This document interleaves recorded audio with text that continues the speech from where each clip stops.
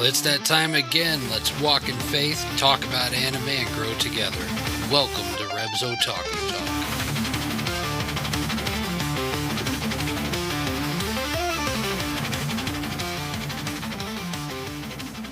Hey Otaku family, welcome to Reb's Otaku Talk Studio Ghibli Fest. I'm your host Rev, and with me today is my co-host K2. Howdy, howdy. This season we're diving deep into the whimsical, heartfelt worlds of Studio Ghibli, where fantasy meets faith and wonder points us back to the creator. Whether you're a lifelong Ghibli fan or just discovering these animated masterpieces, we are here to explore each story through the lens of Christian values. From the skies of Laputa to the forest of Totoro, we'll uncover powerful themes, spiritual insights, and the beauty of God's truth woven into every frame. So grab your favorite snack, open your heart, and get ready for a journey where faith and fandom soar together. This is your Christ Walk with Otaku Talk. Studio Ghibli Fest starts now. So, K2, it's been 2 weeks. Yeah, it's been a busy couple weeks. You know, you actually, the first week you were gone, you chose a good week not to be here. Because we talked about parenting. Oh, okay. So I was like, I was telling Raver Mom, I was like, you know, it's probably a good thing he's not here because he'd probably just be sitting there. Yep. We were talking about raising children. But with that one, we watched My Neighbor, the Yamadas. I don't know if you got to watch it or not. It is a very big slice of life anime. That's what it is. The only way we could describe it was like they took comic strips from a newspaper and put the segments butt to head and created this weird movie. But it was actually pretty cool. It was about a family and how they operated daily life, how the parents raised their children, how the children acted together, the different stages that they went through in life. Okay. And it was pretty decent, but it was about raising family. So yeah, it became a parent type deal in raising kids. So I'm pretty sure that you could have spoke about how your parents raised you. Probably. But after that, I don't know if there would have been much there. But you did miss our Christmas episode last week, so late Merry Christmas to you. Yep, Merry Christmas to you and everyone listening. It went good. Yeah. We read the Christmas story. And, nice. It was fun. We talked very briefly about Christmas in anime. Okay. And how with most mainstream animes, it's not really Christmas. It's more like winter festivals. Yep. But I don't know if you know this. There is a Christian anime group called Beneath the Tangles, and they actually had a list that they put out that is a long list of animes that have actual Christmas episodes. Oh, okay. No, I which is pretty do not. Cool. And then I was looking through Amazon, and Amazon has an anime called Sanda. Sanda. Sanda, and it's a Twisted Santa anime. Okay. That I'm going to watch just to see what it's about. I think I remember. I think I watched parts of that. It's been a while because it sounds familiar. It's basically Santa Claus was banned. He was banned from being able to do Santa things. And Sanda is a middle schooler who takes a Santa Claus persona and then does something. Okay, I didn't quite understand what that something was, but it looks like he starts fighting and stuff because it looks almost like a vigilante type anime from what I could see. Yeah.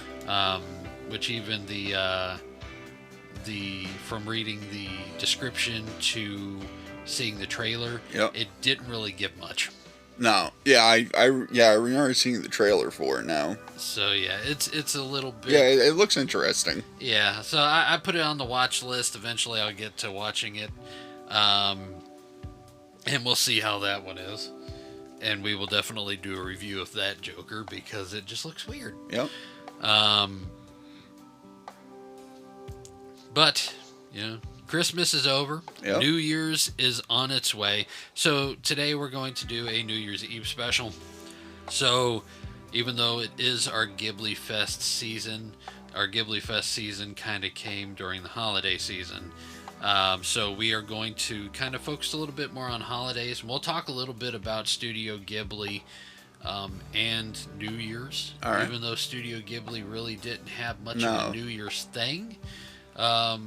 A lot of what Studio Ghibli puts into their animes is very New Year's minded from a Japanese perspective. Yeah. And we'll get into that. But I would like to just talk about New Year's as a whole. I mean, All we right. are on the eve of a new year. We are. And in Japan, they do stuff pretty different. In Japan, New Year's or Shogatsu is one of the most meaningful times of the year over there, and it is centered on renewal, reflection, and a quiet togetherness. Families clean their homes in a ritual known as osechi to clear away the old and welcome in the new, and then they gather to eat symbolic foods like tashikoshi soba, and that represents longevity and the hope of a smooth transition into the coming year. And they also visit their shrines and their temples for Hatsumode to mark the first prayers of the years, where they ask for guidance, good health, and a fresh beginning in the new year. Unlike the loud countdowns and stuff that we have Yep. over here in America and other countries, the Japanese New Year often carries a peaceful, almost sacred tone, one that emphasizes starting over with intention. I mean, we have New Year's resolutions, Yes. which half of us break, but they are very serious about the way they start Yeah. the new year. And in anime frequently captures the spirit of the new year in Japan through gentle, character-driven moments rather than spectacle, because it's such a honored thing. Mm-hmm. New Year's episodes often show characters sharing meals, watching the first sunrise, or offering quiet wishes for the future, reinforcing themes of growth and gratitude. Whether it's a slice of life series pausing to reflect on friendships or a larger adventure story making a turning point in a character's journey, these scenes mirror the cultural importance of resetting one's heart and direction.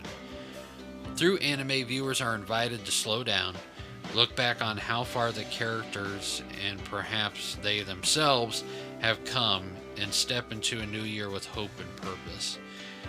Now, I mean, we just named off a couple of things, and I honestly kind of like how the Japanese approach the new year.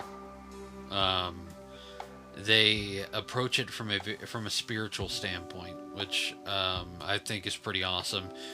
There are a few churches that I've been a pastor at where we prayed in the new year. You know, where we went to the church. Some churches did it in shifts. Others did it where you came in and you left whenever you wanted to. But either way, whenever the pastors would stay all the way till like 2 o'clock in the morning. Oh, wow. And it would just be praying in the new year. And then we would have food that, you know, we could go and, you know, just hang out with each other and rekindle relationships or build relationships, or, you know, it gave New Year's a completely different meaning. And we would pray for that rejuvenation, and we would pray for that new beginning going into the new year, which is something that the Japanese do every single year. And that's, you know, to me, that's pretty awesome. I mean, here in the U.S., I mean, you're from New York. Yeah. So you know what traditions we have over here in the U.S. That we do. You know, the ball dropping, and I mean, it's not just in New York. I mean, I think just about every state has some sort of a ball, somewhere. Ball drop or something. I forgot one. I think one state drops a giant pig. Yeah.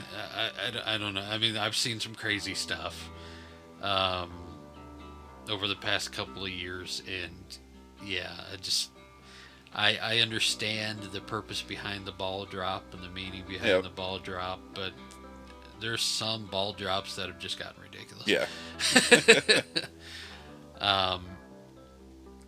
But looking at the way the Japanese prepare and celebrate for the New Year's, it reminds me of what Isaiah 43:18-19 says. It says, "Remember not the former things, nor consider the things of old. Behold, I am doing a new thing. Now it springs forth. Do you not perceive it? I will make a way in the wilderness and rivers in the desert." And, I wrote this, and, I'm a children's pastor at this season in mine and Ray were moms' lives. We are back to being children's pastors, which is awesome. That in itself is very rejuvenating for us. I'm sure. To go back to, I guess, our ministerial roots. Yeah. But I actually used our podcast episode as the sermon and lesson for the kids today. Okay, cool. So it was pretty cool, and to be able to break it down to a level where kids can understand it. All right. See, the Japanese, the cultural approach they take to New Year's is they basically want to leave the past in the past, and they want to start new. Anew. They don't want to take the old with them. They don't want to take any hard feelings or negativity from the past year with them. They want to start that new year clean slate. And with this verse, that is basically what it is saying. Whenever people get saved and they ask Christ into their lives, one of the biggest things that they do is they hold on to everything. And it's one of the hardest things to do whenever you become saved, is to let go of the old life. To let go of all the hurt and the pain and the turmoil and everything that you've gone through.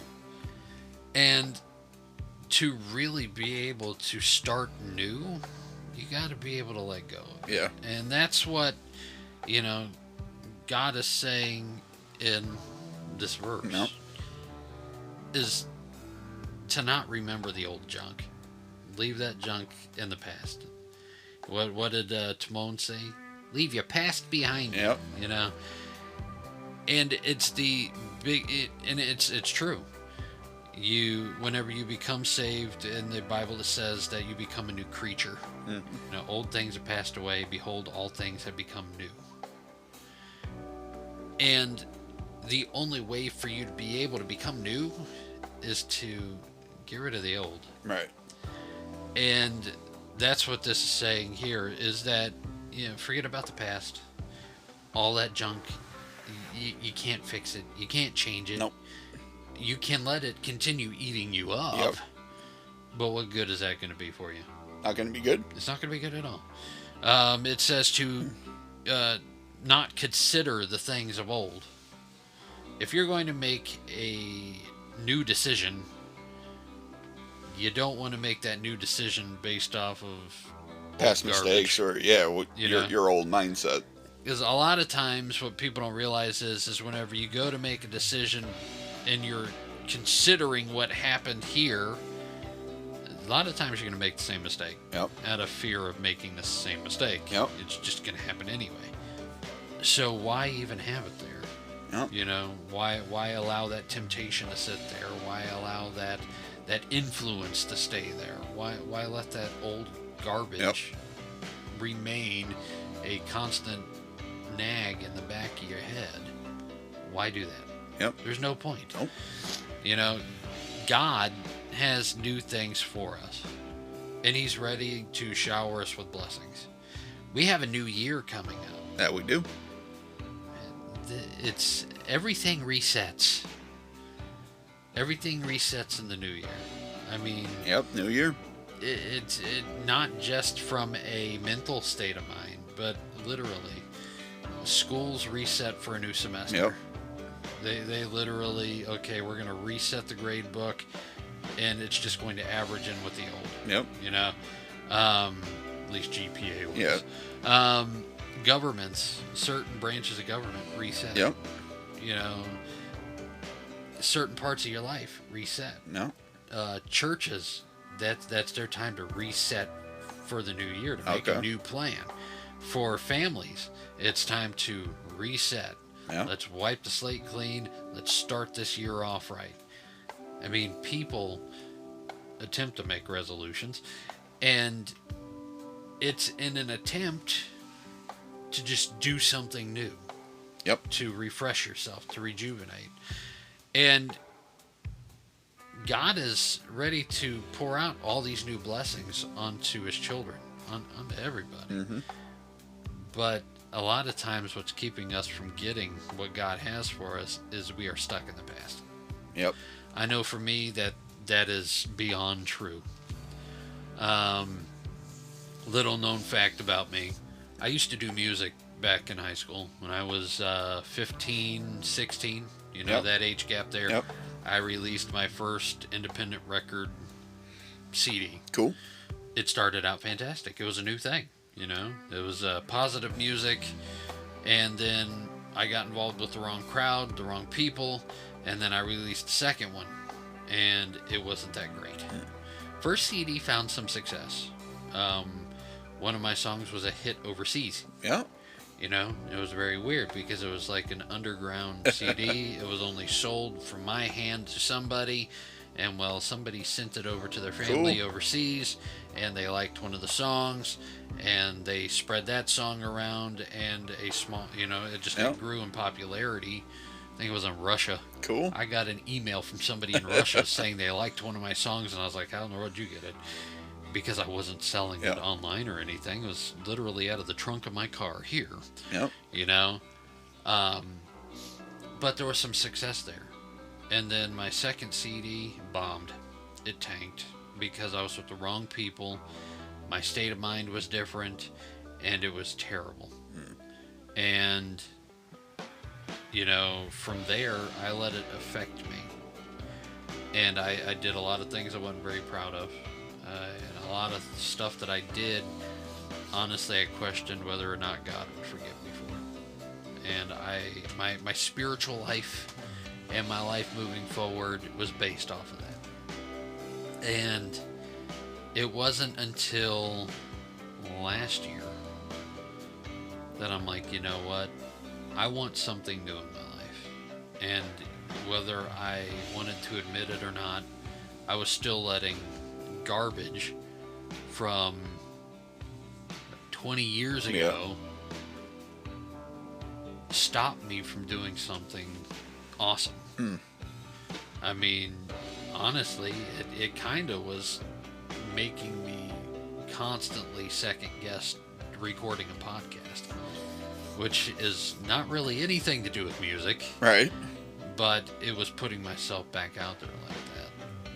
And so last year, I released another album, and this one is actually out there. Cool. It's on Spotify. I've got a store set up where vinyls can be bought and stuff like that. And I'm not going to use this platform to advertise it because honestly, it's still a little nerve-wracking to me that I took that step. I used that third album that I did to just let everything go. I told my story. Cool. I told the story of what I went through, what happened. I remastered 2 of my old songs, one from each album, and I put it on there, and I released a new song. And, nice. It's just me letting go. And if I ever make another album, I have no idea. Cool. I really don't know. Would I do it underneath that alias? Probably not. I think my high school alias needs to be put to rest. Is it too cringy and I will tell you what it is after the podcast. It's younger. It's immature. Yeah. And a lot of people think it's the coolest thing in the world, and the people who knew me by that name still call me by that name. Okay. And I have to ask them not to when we're around people. just because of the fact that, you know, to me it represents the old me. Yeah. It represents an old life. And whenever I stopped DJing, I mean, you know, we sold a lot of the equipment that I had to help whenever me and Raver Mom first got married. And the other half of my DJ stuff was stolen and sold. Oh, wow. But I really didn't have the urge to just want to get everything back together and do it. And in 2019, I had a bit of an incident, and I told her, you know, well, Raver Mom pushed me. She's like, you've been talking about DJing, about getting back into it. Why don't you just do it? It's something you can do as like a side income. Yeah, side hustle. And I don't make enough money to even claim taxes off of doing it. Okay. I have earned the grand majority of the money back. Yep. And what was great about doing that was my family from all over the country actually invested in me getting back into DJing. Cool. That's awesome. And my family is very spiritual. Their relationship with God, especially my great aunts and uncles, it's something I could only aspire to. Okay. You know, that's where between my parents and my great aunts and uncles, and even my grandmother, and a lot of the older generation in Raver Mom's family, you know, both of us, we admire both generations on, you know, the older generation on both sides of the family, and that heritage so much. And it's what it's a role model for how to, you know, live, and what we aspire to go beyond. Yeah. And, you know, they all invested in me, in my business, so that I could, this incident kept me from working. That's awesome. But I can DJ, I could DJ. Yeah. You know, while being in this situation. So they invested in it, and I got the bare minimum. Cool. So that I could start. Yep. And the fact that I wasn't bringing in a lot of money, and the fact that a lot of the equipment was not being used, you know, it still didn't really sit well with me. But then God started working on both me and Raver Mom, and a lot of that equipment we are using right now. It is, a lot of it's being used for this podcast. Nice. And then whenever we go out and we meet people, a lot of it's being used at those events.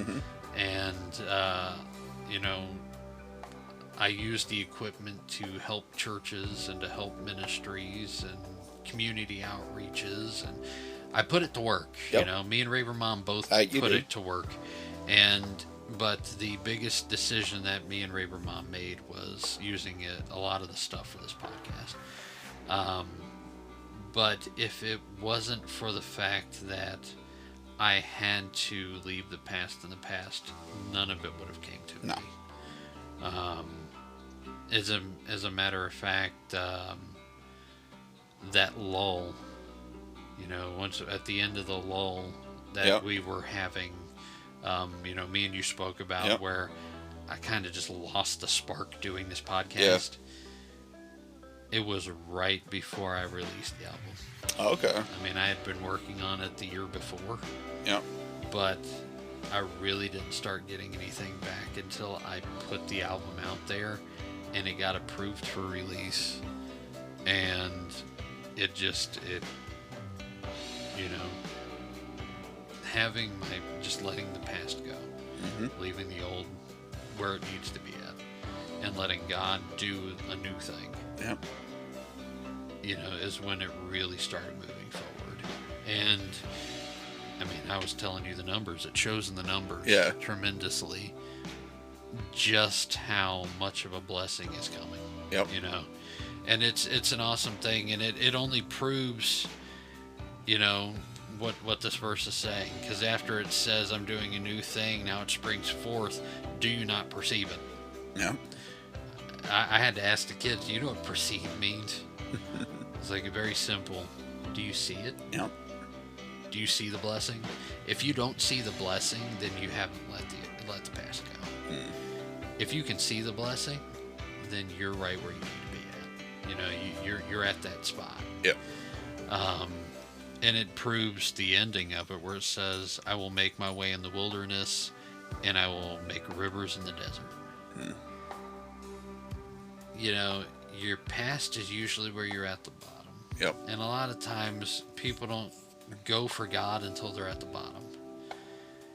And that's when they start looking up. Mm-hmm. And that's where the blessings start pouring out. And that's where God saves them from themselves, or saves them from their situation. And they see the river going through that dry spot of their life. I mean, a lot of celebrities are starting to come out with their faith now. I mean, and some people you wouldn't even think would be saved. I mean, and it's been years in the making. I mean, what I want to say around early to mid 2000s, Brian Head Welsh from Korn left Korn, yep. Got clean, got saved, and he rekindled his relationship with his daughter. Mm-hmm. He plays guitar on stage in his church, and he has a ministry that he does. Really? Wow, I did not know that. Ozzy Osbourne. Yep. He became saved. One of his prized possessions was a Bible. Yep. And he was at a convention where somebody heard a podcast interview where, you know, Ozzy Osbourne was talking about how he wanted to talk about God, and he wanted to talk about the Bible, mm-hmm. but he couldn't understand the Bible that he had. So this guy took a Bible to Ozzy at this convention, and it was a version of the Bible that was very easy to understand. Okay. So that Ozzy could read it. And Ozzy was leaving the convention, and he realized that nobody grabbed the Bible. And so he stopped everybody, and he walked back down to the convention hall just to get the Bible. Wow. Because it was that important to him that he be able to read God's Word with his own eyes and through his own mouth. And his family would even talk about how after he got that, he would start reading it at the dinner table just so that they could talk about it. That's cool. And so, I mean, there's a lot of stories like that that are you know, that are being put out there now. Yeah. Where, you know, people are starting to let go of that old garbage in their life for something new, and they are finding such a profound blessing in it. Yep. That they just, you know, it's little things like that where they just have to share it. Yeah. And it wouldn't have happened if they wouldn't have let go of where they were at. Oh. And like that, I can see it in my own life. I mean, I don't know if you've experienced anything like that where you've had to let go, or I mean, letting go's hard. It is. It is not easy. So I mean, it takes work. It does. To anybody, you know, out there, I mean, sometimes pain runs deep. Yep. You know, and God is the ultimate healer, and sometimes you do need a little extra help. Mm-hmm. You know, and that's one thing that I would encourage people to do. I mean, they've got Christian counselors, and they've got regular counselors, and they've got therapists and everything else. And if you need somebody to talk to just to let something go, to let some pain out, don't be ashamed of it. Nope. Don't. You know, don't be ashamed to reach out for help. Yep. Whether it's, you know, a professional in a doctor's office or somebody who's trained in a church. Yeah. Do not be afraid. Do not be ashamed to find help and let it, you know, just to get it out. It's never a bad thing. Or find somebody you can trust to confide in. Yep. You know, that way you can get on to that new part of your life. Yep. You know? again, that's what New Year's should be about, in my ultimate opinion, is leaving the past in the past so that you can move forward to something new. And again, that's I admire the Japanese for the way they look at that. That's amazing to me. So on to our questions, unless you have something to add. Nope. What are your New Year's traditions? Ooh, I think just enjoy New Year's party. That's about it. I don't really have any other tradition besides that. The New Year's party. Yep. Mine is a whole lot quieter. We used to have people over for New Year's and stuff like that whenever we first got married. But after we had kids, it kind of changed. It changed. Yep. Now, New Year's, we celebrate with family, with our kids. And we, for the past couple of years, have done like a little party with the kids. Cool. Or we'll bring out some of the smaller DJ lights and stuff like that. Nice. We'll turn on some music and count down the new year with them. We do it a little different with them. That way they get to bed at a respectable time. If you would like to know that life hack, just shoot me an email. Me and Raver Mom would be happy to tell you. Change the clocks an hour ahead, 2 hours ahead. It goes deeper into it than that. But a lot of times, especially now, I am the one who stays up till 1 o'clock. Okay. And I watch the ball drop. Yep. I watch the New York ball. Yep. And then once 12 o'clock hits, I start walking to each of the kids' bedside, and I will say a little prayer over them. Cute. I'll kiss them on the head, and do that to Raver Mom as well. Yeah. And I will spend a little time in prayer, praying over my family as we go into the new year, praying new blessings upon them. And then around 1 o'clock, I go to bed. Cool. And that is pretty much the way that goes. That is, the way our New Year's has gone for the past few years. Nice. And that's pretty much it. Cool. All right. The parties are not as hearty as they used to be, but they are. It's one of those things where it's memorable. Yep. And it's very meaningful. And I don't even know if my kids know that I do that every New Year's, because they are just knocked out. Well, they will when they listen to it. They will now. The Otaku kids will know my secret. But yeah, it's pretty cool. If you were to, do you make New Year's resolutions? I mean, I used to, but I never did them. So if you were to make one, not that you are, if you were to make one, what would you say it would be? Okay, I go through so many, it's not even funny. Why don't you go first? Well, Raver Mom started doing this thing last year, which I think is really cool. And it's not so much a resolution thing, because a New Year's resolution is, I want to change this to achieve this type deal. And I'm not against change in life. Right. But I do think that whenever New Year's resolutions are made, you set the bar way too high. So what she did was she had all of us sit down and write 3 things that we wanted to see happen, or that we wanted to achieve before the year was up. Okay. Not so much a resolution like, I want to lose 3, I want to lose 3 inches off the waist, and, as Lord knows that I'm big boned. There's no way I could lose any inches off my waist. It's one of those resolutions where it was done before it got started type deal. Now it's more like I would like to make a goal to read my Bible more. Okay. I would like to pray more. I would like to like one of my things is I wanted to be successful in ministry and business. Right. I wanted the podcast to be a success. I wanted to see growth. Yeah. That was one of my goals. Okay. And they're realistic. Yeah. It's not something where and if they didn't happen, it's not necessarily a bad thing. Mm-hmm. It just shows me that I need to adjust. Yeah.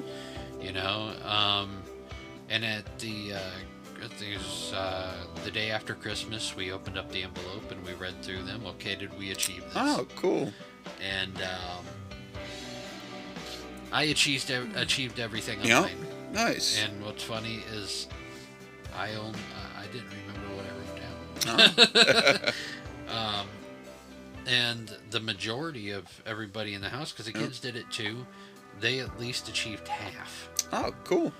So, and it was cool to see, and the stuff that we didn't achieve it wasn't a big deal that it didn't happen. But it showed where, okay, maybe I need to change something to achieve a new growth, you know? So they are realistic life goals or spiritual goals that we can work toward. Interesting. So that's kind of how we handle resolutions. They're not really resolutions.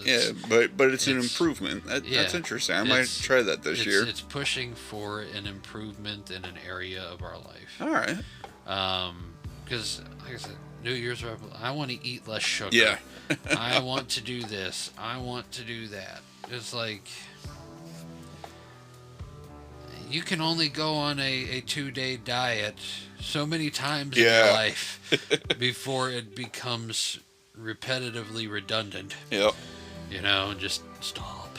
But, she offered, she put up the suggestion that we do this, and it came out really cool. And we're going to do it again New Year's Eve day. Awesome. This year. And we literally taped it on the wall, and that's where it stayed the whole entire year. Okay. You passed it so many times it wasn't funny. It was that random yellow manila envelope I saw that. on the wall that said, don't open till the end of 2025. That was it. Okay. We put our goals in there. And, interesting. The business aspect of what I'm doing really hasn't moved. I mean, as in productivity. Right. Productively, it hasn't moved, but progressively, it has grown. And it is prepared to do something more productive. So in that area, it was a small win.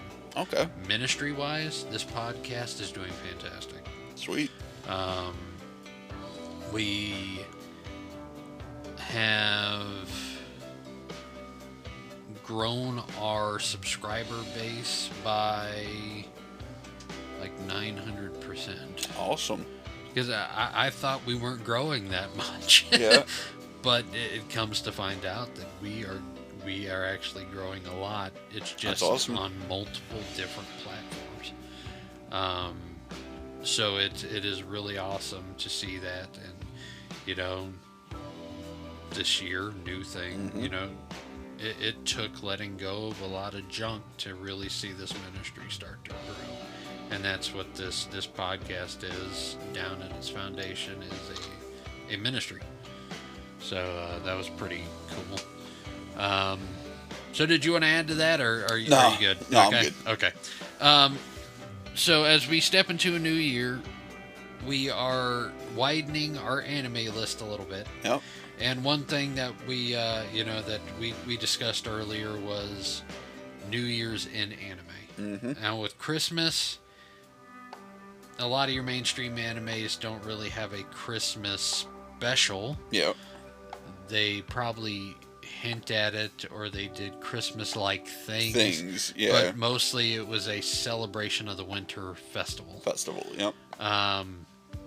But New Year's has a lot in anime. One that I watched that was pretty recent Mm-hmm. was The Fragrant Flower Blooms with Dignity, and the final few episodes was New Year's, Okay. and the you could see where they thought about what was next at those points. Mm. It was should I tell this girl if I like her? Should I tell her if that I love her? Yep. The girl, should I make a move? And it was very cutesy, but it signified that next stage in their growth. And, that's kind of what they focused on with that. Another one would be like Toradora. Yeah.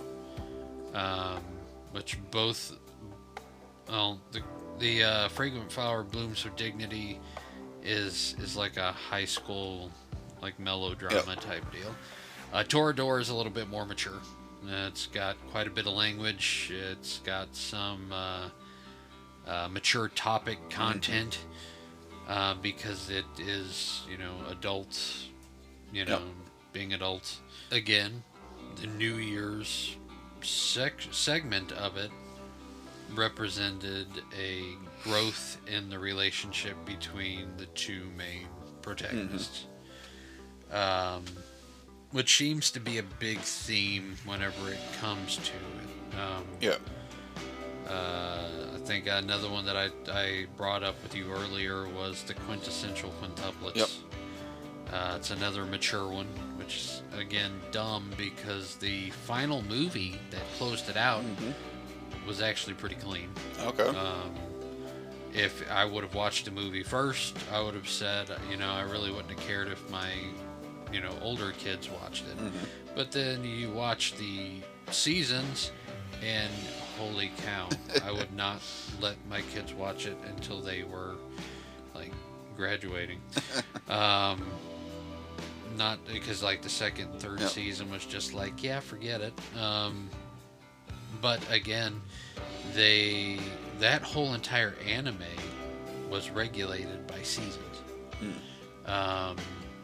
It's like, I don't know if you ever heard of a show called The Bottle Fairies. It's an anime called The Bottle Fairies. No. It's literally a 4-season thing, and it's with the 4 seasons. Okay. Summer, winter, fall, spring. But it's signified by the turnover of the seasons. Okay. And that seems to be the theme with them. I mean, what have you noticed any animes with the New Year's episodes? I just watched Miss Kobayashi's Dragon Maid, and they had a little New Year's episode, and the characters are all kind of just together. They're huddled on they want a what's it called, a Katsumu, the table with like the blanket and the heater. Okay, yeah. Heater, yeah. So they won that. So it's kind of just them like just chilling in that for the whole week, for the New Year's week. Yeah. While they prepare and say hi to the neighbors, give the neighbors gifts. The neighbors give gifts to them. Okay. Yeah. That's cool. Yeah, that's one thing that I noticed. It's like very few and in between. Yeah. Some of the animes, they have gift giving during the New Year's celebration, where some of them don't.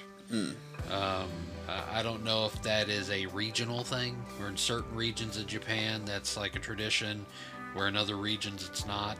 I mean, that's a good question and one to research, but that is one thing that I noticed.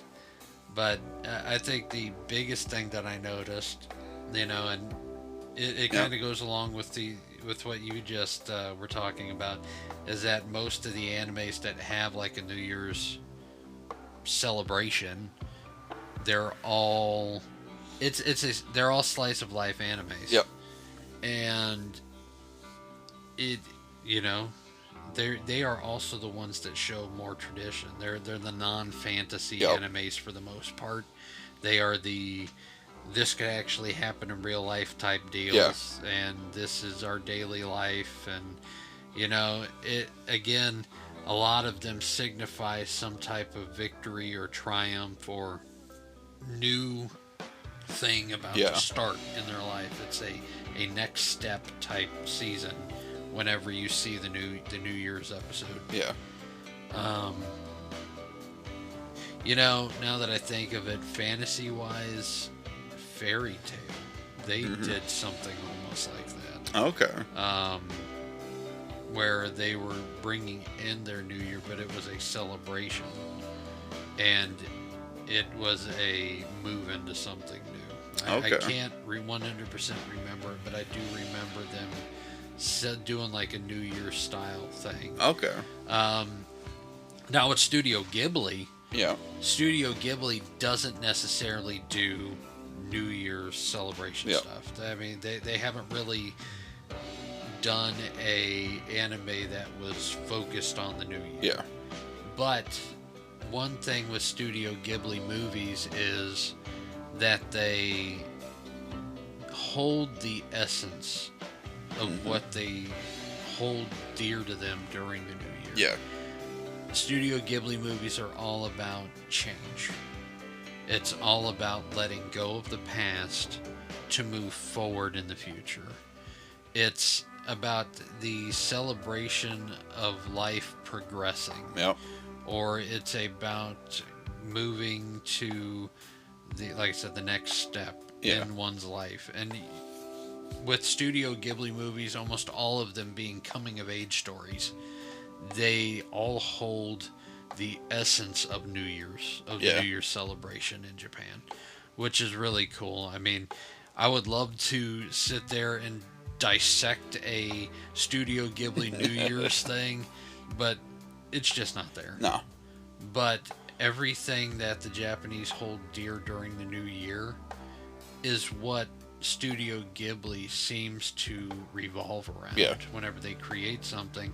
And it's such an uplifting thing because that's what makes Studio Ghibli such a positive production, studio.